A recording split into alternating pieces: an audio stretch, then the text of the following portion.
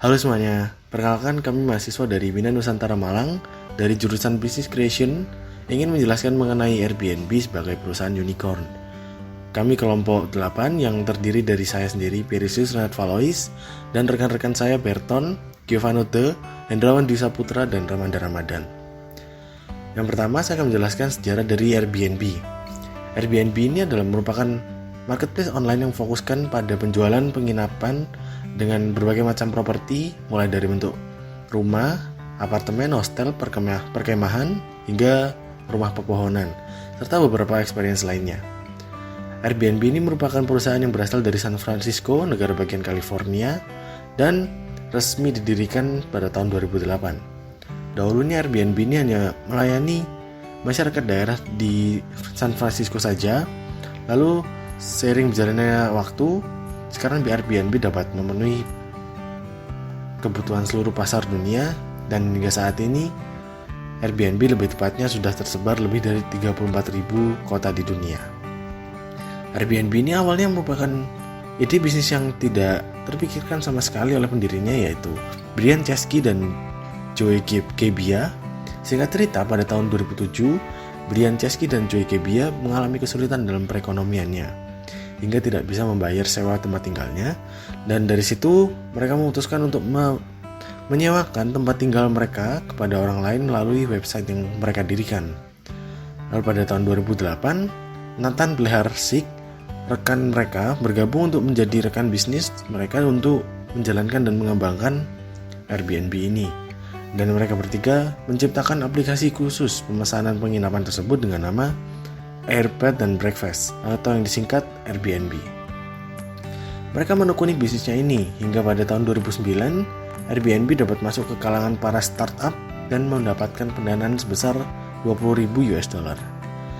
Pada awal 2014, Airbnb resmi meraih kategori bisnis unicorn yang dimana perusahaan startup yang sudah berjalan selama minimal 5 tahun dan memiliki valuasi sebesar $1 miliar.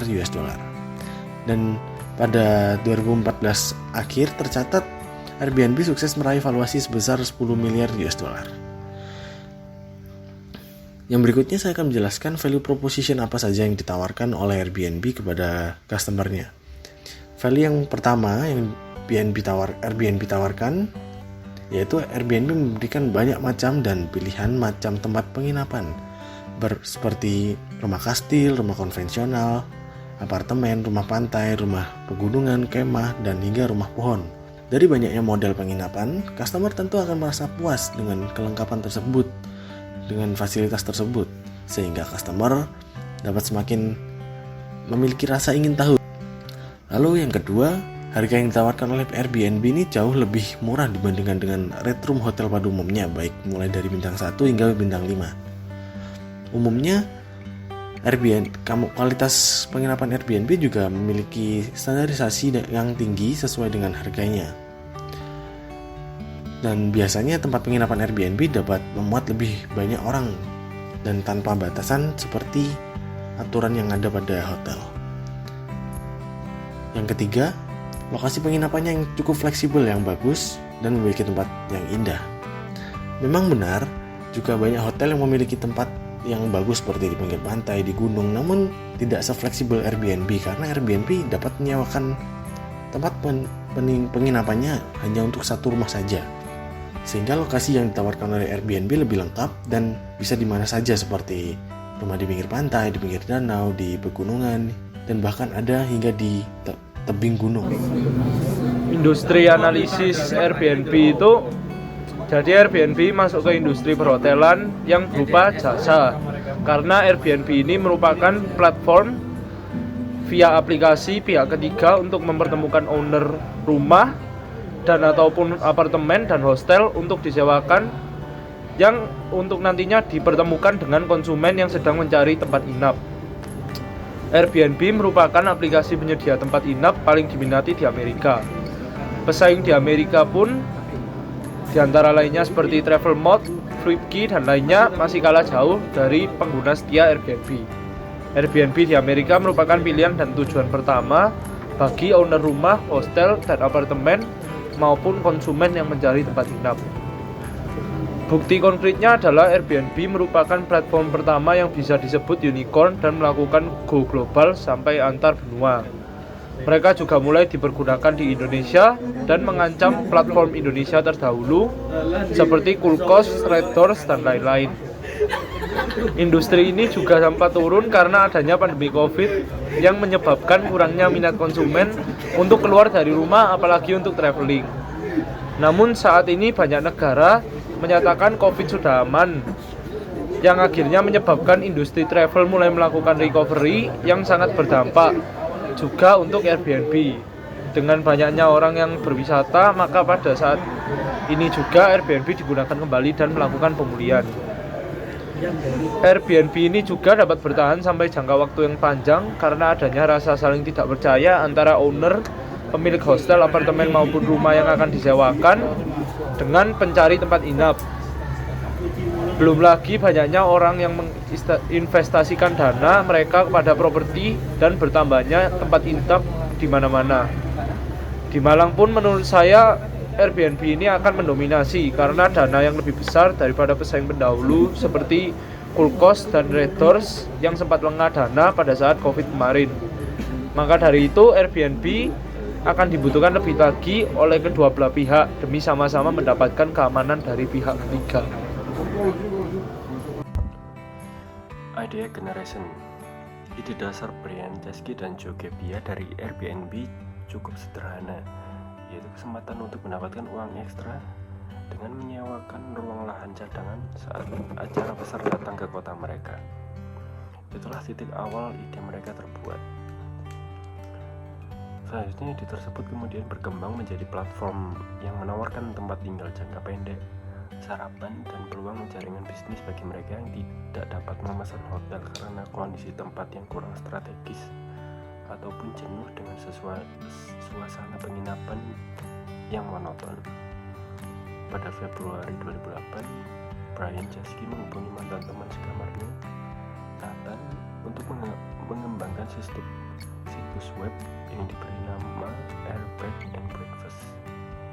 Nathan bergabung sebagai Chief Technology Officer dan co-founder ketiga dari usaha baru Airbnb.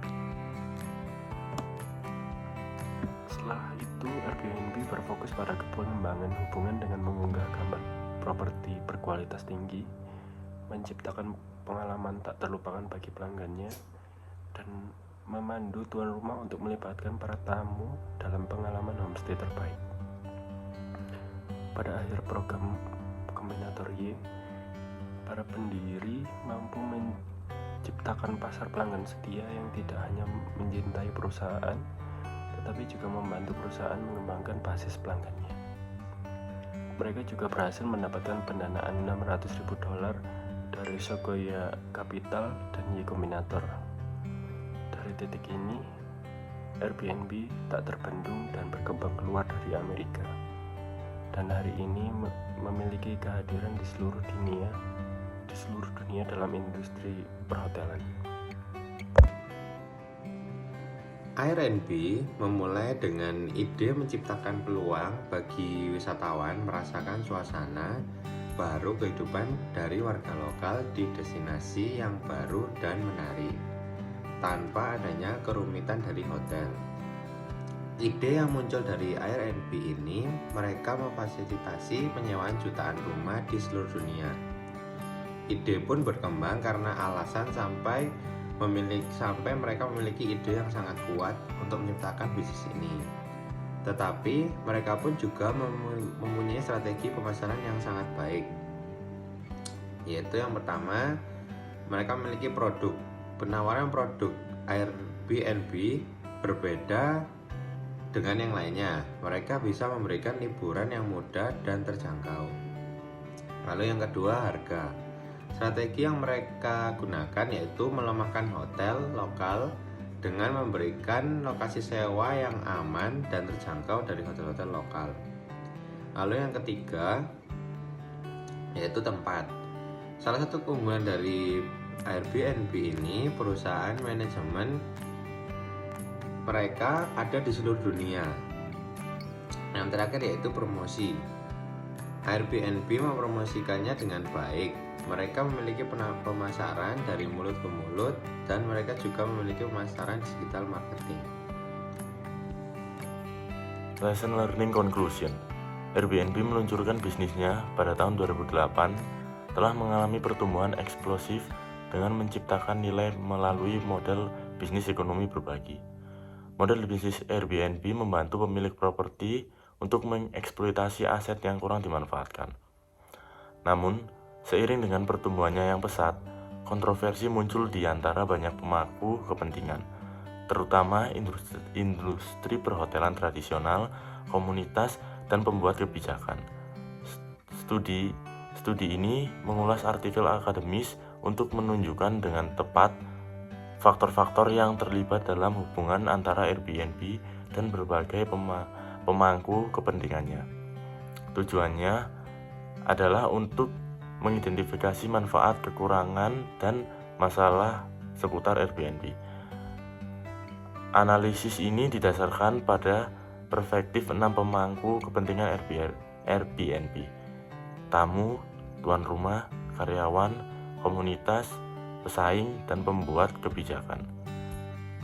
Berbagai jurnal ilmiah yang diindeks dalam database Scopus ditinjau dengan 282 termasuk dalam analisis akhir. Analisis ini akan berguna bagi akademis praktis dan pembuat kebijakan karena merangkum aktor-aktor terkait Airbnb, mengidentifikasi faktor-faktor kunci yang mempengaruhi perilaku pemangku kepentingan, dan menilai kekuatan dan tingkat pengaruh setiap pemangku kepentingan. Pada akhirnya, penelitian ini menunjukkan arah potensial untuk menciptakan masa depan tentang Airbnb. Keberhasilan Airbnb terletak pada kenyataan bahwa orang telah mengadopsi merek di antara pilihan yang menguntungkan. Karena mereka berusaha terus-menerus untuk menciptakan pengalaman khusus dan berkesan bagi pelanggan, merek tersebut telah menjadi pilihan banyak orang di pasar global. Airbnb adalah contoh yang bagus tentang bagaimana perusahaan rintisan tidak harus dijual ke perusahaan besar lainnya. Mereka dapat menjadi produk global yang mengubah kehidupan jutaan orang. Mereka telah menangani permainan pemasaran digital mereka dengan cerdas dengan menganalisis berbagai prospek strategi komunikasi merek dan terus melakukannya. Sekian presentasi dari kelompok kami. Terima kasih.